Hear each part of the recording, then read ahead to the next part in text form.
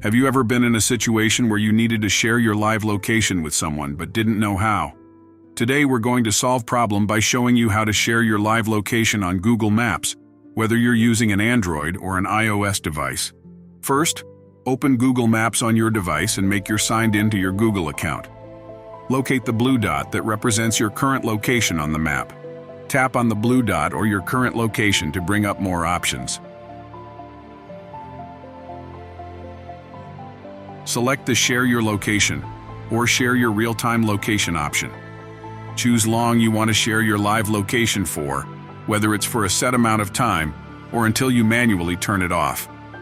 Select the contact or contacts you want to share your live location with.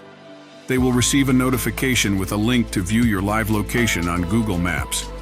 You can also stop sharing your live location at any time by going back into the same menu and selecting the option to stop sharing. By following these simple steps, you can easily share your live location with friends, family, or anyone you choose on Google Maps. Next time you're meeting up with someone or need to let someone know where you are, you'll be able to do so quickly and easily. Don't forget to like and share this video if you found it helpful.